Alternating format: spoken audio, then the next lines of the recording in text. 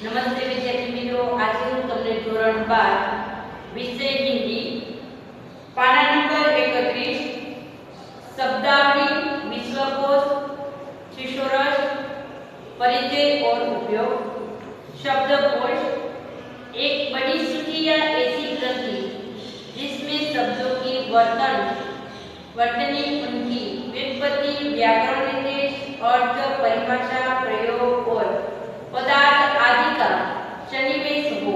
शब्दकोश एक भाषीय हो सकते हैं, द्विभाषी हो सकते हैं या बहुभाषी हो सकते हैं। शब्दकोश एक भाषी हो सकते हैं, त्रिभाषी हो सकते हैं या बहुभाषी हो सकते हैं। अधिकतर शब्दकोशों में शब्दों के उच्चारण के लिए भी व्यवस्था होती है, जैसे अंतर्राष्ट्रीय ध्वन्यात्मक लिपि में, देवनागरी में या ऑडियो संचिका के रूप में कुछ शब्दकोशों के चित्रों का सहारा भी लिया जाता है।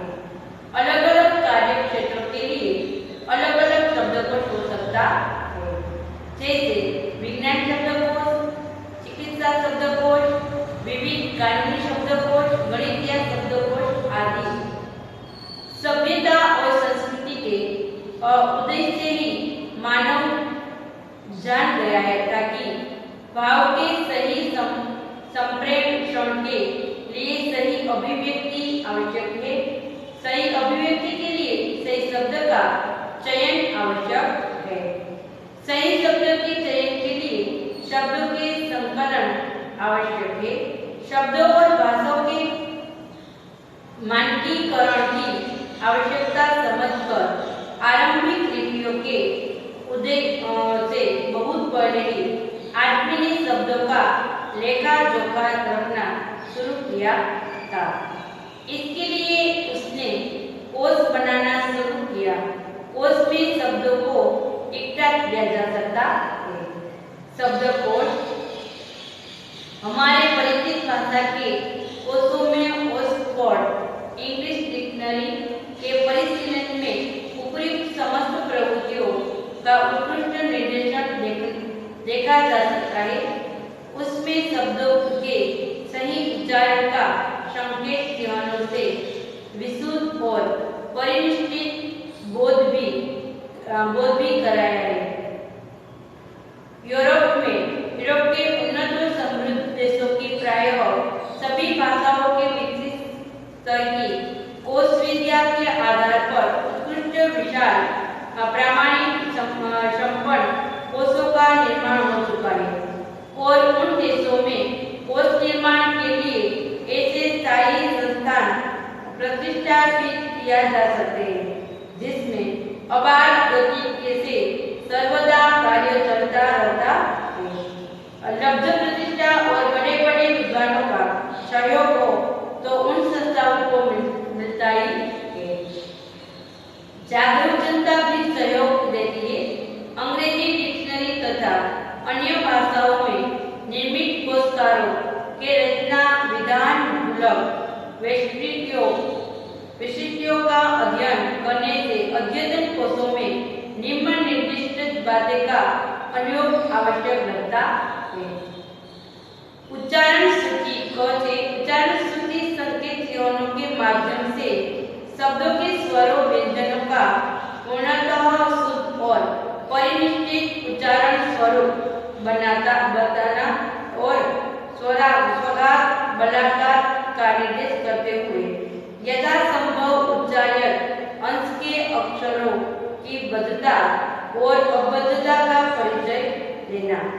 ख व्याकरण संबंध उपयोगी और आवश्यक निर्देश देता है। ग शब्दों की इत्यादि संबंधी वैज्ञानिक व्युत्पत्ति प्रदर्शित करना।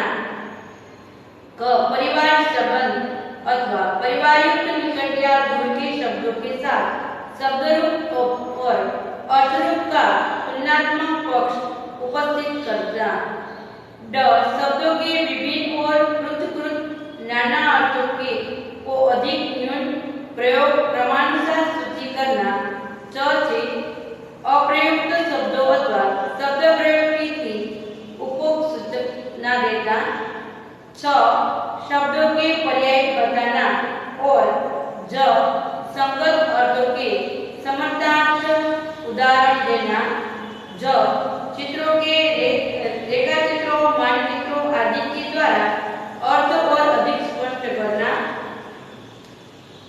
ऑक्सफोर्ड इंग्लिश डिक्शनरी का न्यूनतम और बृहत्तम संस्करण आधुनिक कोश विद्या की प्रायः सभी विशेषताओं से संपन्न है। नागरिक प्रचारिणी शब्दार्थी हिंदी शब्द सागर के अतिरिक्त हिंदी साहित्य सम्मेलन द्वारा प्रकाशन मानव शब्दकोश एक विस्तृत आयात है। हिंदी शब्द कला के लब्ध प्रतिष्ठित संपादक रामचंद्र वर्मा के इस प्रशंसनीय कार्य का उपजीव्य भी मुख्य है। शब्द सागर ही उसका मूल कलेवर तात्विक रूप में शब्द सागर से ही अधिकांश परिकलित है। हिंदी के अन्य कोशों में भी अधिकांश सामग्री इसी कोश से भी ली गई है। थोड़े बहुत मुख्यतः संस्कृत कोशों से और यदा कदा अन्यत्र से शब्दों और अर्थों को आवश्यक अनावश्यक रूप में ठूस दिया गया है। ज्ञान मंडल के बृहद हिंदी शब्दकोश में पेटेवाणी प्रणाली शुरू की गई है, परंतु वह पद्धति संस्कृत के कोशों में जिनका निर्माण पश्चिमी विद्वानों के प्रयास से आरंभ हुआ था, सैकड़ों वर्ष पूर्व से प्रचलित हो गई थी, पर आज भी नव्य या आधुनिक भारतीय भाषाओं के कोश उस स्तर तक नहीं पहुंचे पाए जहां तक ऑक्सफोर्ड इंग्लिश डिक्शनरी अथवा रूसी, अमेरिकन, जर्मन, इताली, फ्रांसीसी आदि भाषाओं के उत्कृष्ट और अत्यंत विकसित कोश पहुंच चुके हैं। कोश रचना के ऊपर वर्णित विद्या को इस साधारणतः सामान्य भाषा शब्दकोश कह सकते हैं। इस प्रकार शब्दकोश एकभाषी, द्विभाषी, त्रिभाषी और बहुभाषी भी होते हैं। बहुभाषी शब्दकोश में तुलनात्मक शब्दकोश भी यूरोपियन भाषाओं में ऐतिहासिक और तुलनात्मक भाषा विज्ञान की प्रौढ़ उपलब्धियों से प्रमाणीकृत रूप में निर्मित हो चुके हैं। इनमें मुख्य रूप में भाषा वैज्ञानिक अनुशीलन और शोधों के परिणाम स्वरूप उपलब्ध सामग्री का नियोजन किया गया है। ऐसे तुलनात्मक कोश भी आज बन चुके हैं जिनमें प्राचीन भाषाओं की तुलना मिलती है।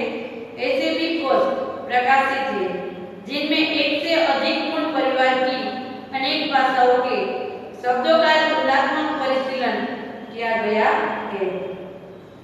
शब्दकोशों के नाना रूप એટલે કે વિવિધ रूप। शब्दकोशों के और भी नाना रूप आज विकसित हो चुके हैं और हो रहे हैं। वैज्ञानिक और शास्त्रीय विषयों के सामूहिक और तत्संबंधी विषय के अनुसार शब्दकोश भी आज सभी समृद्ध भाषाओं में बनते जा रहे हैं। शास्त्रों और विज्ञान शाखाओं के पारिभाषिक शब्दकोश भी निर्मित हो चुके हैं और हो रहे हैं। इन शब्दकोशों की रचना एक भाषा में भी होती है और दो या अनेक भाषाओं में भी, कुछ में केवल पर्याय शब्द रहते हैं और कुछ में व्याख्याएं अथवा परिभाषाएं भी जाती है। विज्ञान और तकनीकी या प्राविधिक विषयों में संबंध नाना परिभाषिक शब्दकोशों में व्याख्यात्मक परिभाषाओं तथा कभी-कभी अन्य भाषा साधनों की सहायता से भी बिल्कुल सही अर्थ का बोध कराया जाता है। दर्शन, भाषा विज्ञान, मनोविज्ञान, समाज विज्ञान और समाजशास्त्र, राजनीति शास्त्र, अर्थशास्त्र और समस्त आधुनिक विद्याओं के कोश विश्व की विविध संपन्न भाषाओं में विशेषज्ञों की सहायता से बनाए जा रहे हैं और इस प्रकृति के सैकड़ों हजारों कोश भी बन चुके हैं। शब्दार्थ कोश संबंधी प्रवृत्ति के अतिरिक्त इन ज्ञानकोशात्मक तत्वों की विस्तृत या लघु व्याख्याएं भी सम्मिश्रित रहती है। प्राचीन शास्त्रों और दर्शनों आदि के विशिष्ट एवं पारिभाषिक शब्दों के कोश भी बने हैं और बनाए जा रहे हैं। अनेक अतिरिक्त एक ग्रंथ के शब्दार्थ कोश और एक लेखन के साहित्य को शब्दावली भी यूरोप, अमेरिका और भारत आदि के संकलित हो रही है। इनमें उच्च कोटि के कोशकारों ने ग्रंथ संदर्भों के संस्करणात्मक संकेत भी दिया है। अकारादि वर्णानुसारी अनुक्रमणिकात्मक उन शब्द श्रुतियों का जिनके अर्थ नहीं दिए जाते हैं पर संदर्भ संकेत रहता है। यहाँ उल्लेख आवश्यक नहीं है। यूरोप और इंग्लैंड में भी ऐसी ही शब्द श्रुतियाँ अनेक बनी। शेक्सपियरियन द्वारा प्रयुक्त शब्दों की ऐसी अनुक्रमणिका परम प्रसिद्ध है। वैदिक शब्दों की और ऋषि संहिता में प्रयुक्त पदों की ऐसी शब्द सूचियों के अनेक संकलन पहले ही बन चुके हैं। व्याकरण महाभाष्यों की भी एक ऐसी ही शब्दानुक्रमणिका प्रकाशित है, परंतु इनमें अर्थ न होने के कारण यहाँ उनका विवेचन नहीं किया जा सकता। तो विद्यार्थी मित्रों, आज આપણે શબ્દકોશ કે નાના રૂપ છે ત્યાં સુધી અભ્યાસ કર્યો। આવતીકાલે જ્ઞાનકોશથી અભ્યાસ કરીશું। આભાર। અસ્તુ।